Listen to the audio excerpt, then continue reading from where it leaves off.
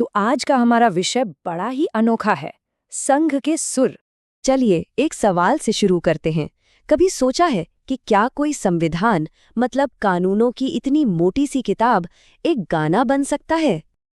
आज हम जिस स्रोत को देख रहे हैं उसकी शुरुआत ही इसी खूबसूरत और काव्यात्मक पंक्ति से होती है। ये हमें भारत के बुनियादी कानूनों को समझने का एक बहुत ही अनोखा और यादगार तरीका देता है। ठीक है, तो चलिए इसमें और गहराई से उतरते हैं। आज हम भारतीय संविधान के पहले 11 आर्टिकल्स को एक गाने के नज़रिए से समझने की कोशिश करेंगे। ये एक बड़ा ही अलग नज़रिया है इन ज़रूरी कानूनों की रूह को पकड़ने का। तो इस संवैधानिक जीत का जो पहला अंतरा है वो फोकस करता है भारत की भौगोलिक पहचान पर। मतलब हमारे देश का जो फिजिकल बॉडी है वो क्या है और उसे कैसे बदला जा सकता है। देखिए ये पंक्तियां कितनी खूबसूरती से आर्टिकल 1 से 4 के एसेंस को पकड़ती हैं। भारत इंडिया नाम है इसका से लेकर न समझो संशोधन समान तक हर एक लाइन में एक गहरा कानूनी मतलब छिपा है। जब ये कविता कहती है राज्यों का है संघ महान, तो इसका मतलब सिर्फ एक खूबसूरत लाइन नहीं है, इसका एक बहुत गहरा कानूनी मतलब है। इसका मतलब ये है कि भारत जो है वो राज्यों के बीच किसी एग्रीमेंट का नतीजा नहीं है, बल्कि ये एक ऐसा यूनियन है जिसे तोड़ा नहीं जा सकता। मतलब कोई भी राज्य अपनी मर्जी से अलग नहीं हो सकता। और ये दिखाता है कि हमारे संसद को कितनी ज्यादा शक्ति दी गई है। कविता की लाइनें जैसे नई भूमि जब साथ में आए या सीमा बदले नाम भी बदले, वो सीधे सीधे इन्हीं शक्तियों की तरफ इशारा कर रही हैं। और सबसे जरूरी बात, जैसा कि आखिरी लाइन कहती है, ये सब कुछ एक सिंपल लॉ से हो सकता है। इसके लिए कोई लंबा चौड़ा मुश्किल कॉन्स्टिट्यूशनल अमेंडमेंट करने की जरूरत नहीं है। सोचिए ये हमारे देश के नक्शे को बदलने की प्रक्रिया को कितना फ्लेक्सिबल बनाता है। चलिए अब आगे बढ़ते हैं। तो पहले अंतरे ने देश के शरीर को डिफाइन किया।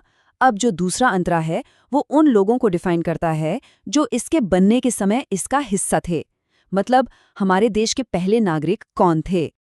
ये लाइनें पढ़ते ही हम सीधे पार्टीशन यानी विभाजन के उस दौर में पहुंच जाते हैं। ये उन अलग अलग ग्रुप्स के बारे में बताती हैं जिन्हें भारत की शुरुआत में नागरिकता दी गई। जो लोग पहले से यहीं थे, जो पाकिस्तान से आए, जो गए लेकिन फिर परमिट पर वापस लौटे, और वो भी जो उस समय विदेशों में रह रहे थे। तो ये जो टेबल है ये कविता की उन्हीं लाइनों को लीगल कैटेगरीज में एकदम साफ साफ बांट देती है। हम देख सकते हैं कि कैसे आर्टिकल 5 से 8 ने 26 जनवरी 1950 को नागरिकता के लिए अलग अलग शर्तें रखी थीं। और ये शर्तें उस समय की मतलब विभाजन के बाद की जो मुश्किल और उलझी हुई सच्चाई थी उसे दिखाती हैं।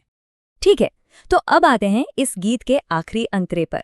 ये हिस्सा नागरिकता के फ्यूचर रूल्स मतलब भविष्य के नियमों और कानून बनाने की ताकत के बारे में है। ये फर्क समझना बहुत बहुत जरूरी है। देखिए आर्टिकल 5 से 8 जो थे वो एक वन टाइम डेफिनेशन थी। एक तरह से कहें तो एक स्नैपशॉट था कि जब हमारा गणतंत्र शुरू हुआ तो नागरिक कौन था। जबकि आर्टिकल 9 से 11 वो भविष्य के लिए नियम कानून बनाने की एक परमानेंट शक्ति देते हैं। और ये पंक्तियां उन्हीं परमानेंट नियमों का सार हैं। दूसरे देश की ली जो शपथ, इसका सीधा सा मतलब है कि अगर कोई किसी और देश की नागरिकता अपनी मर्जी से ले लेता है तो उसकी भारतीय नागरिकता खत्म हो जाती है। और सबसे जरूरी बात, संसद को अधिकार मिला है। ये लाइन एकदम साफ कर देती है कि नागरिकता के मामले पर कानून बनाने की सबसे बड़ी और आखिरी शक्ति सिर्फ और सिर्फ संसद के पास है। तो अब देखते हैं कि ये कविता कैसे इन सारे लीगल आर्टिकल्स को एक बहुत ही इमोशनल और देशभक्ति वाले नोट पर ख़त्म करती है। ये जो आखिरी लाइनें हैं, मन में वंदन तन में अर्पण, ये संविधान को एक तरह से एक पवित्र ग्रंथ का दर्जा देती हैं और आर्टिकल 1 से 11 को हमारे देश की पहचान, उसकी जान का आधार बताती है। ये कानून और भावना का एक बहुत ही पावरफुल मिक्स है। तो इस पूरे गीत से हमें 3 मोटी मोटी बातें क्या समझ आती हैं। पहली, भारत एक ऐसा संघ है जिसे तोड़ा नहीं जा सकता। दूसरी, जब देश बना तो भारतीय कौन था। और तीसरी और सबसे अहम कि नागरिकता पर फैसला कौन करेगा, तो वो करेगी हमारी संसद। और मैं आपको इसी एक सवाल के साथ छोड़ना चाहता हूं कि अगर किसी देश के कानून उसका गीत होते हैं तो फिर उसका अगला अंतरा लिखने का हक किसे मिलता है। ये एक ऐसा सवाल है जो हमें कानून और हमारी राष्ट्रीय पहचान के बदलते हुए स्वभाव के बारे में सोचने पर मजबूर करता है।